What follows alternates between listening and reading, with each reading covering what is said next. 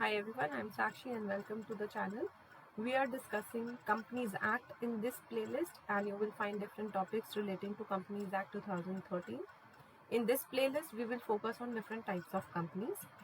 Under different types of company, we will first study companies on the basis of formation, then companies based on liability of members.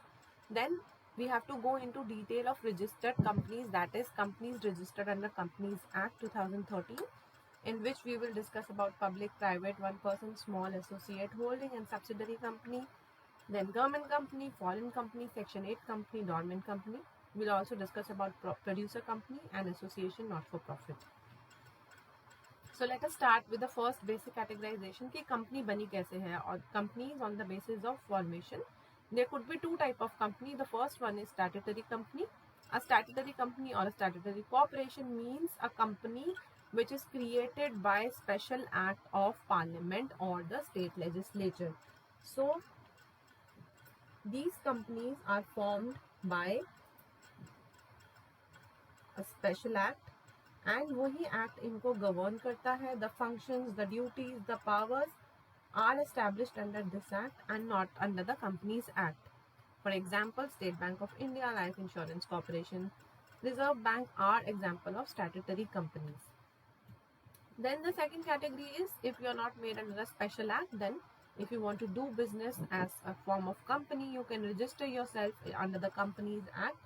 In India, the Companies Act 2013 regulates the formation and functioning of companies, and Ministry of Corporate Affairs with Registrar of Companies, with NCLT and Appellate Tribunal, Special Court govern the functioning and disputes of the companies registered under this Act. These companies may have limited liability or unlimited liability, which we will discuss next. So on the basis of formation, we have two, statutory and registered. Coming to classification of companies based on liability. In this, we have three. Liability of whom? Liability of the members. So you could have companies which are limited by shares, in which the shareholders or the members' liability are limited to the amount of unpaid share.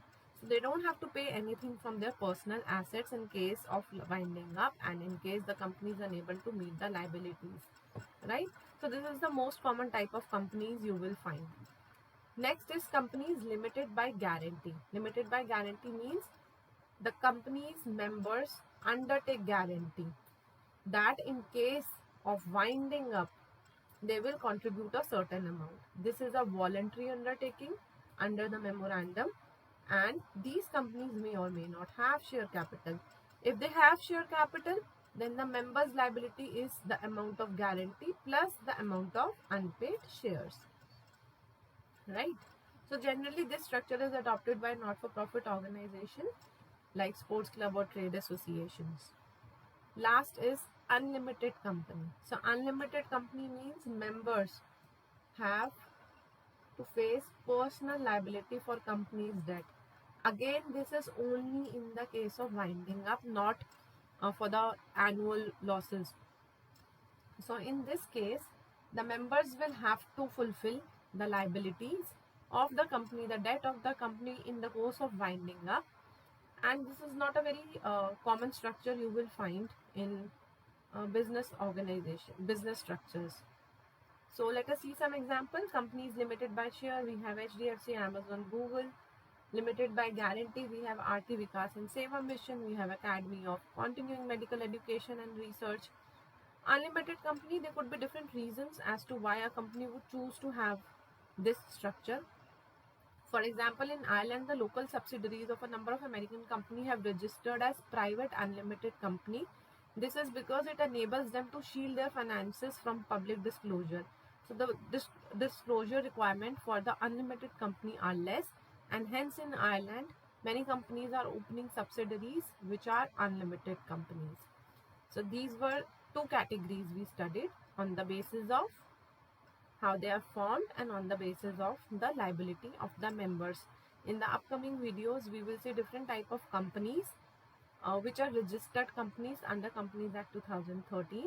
We will start with private and public company. We will study what is private company, public company, difference, and then how we can convert from public to private and private to public.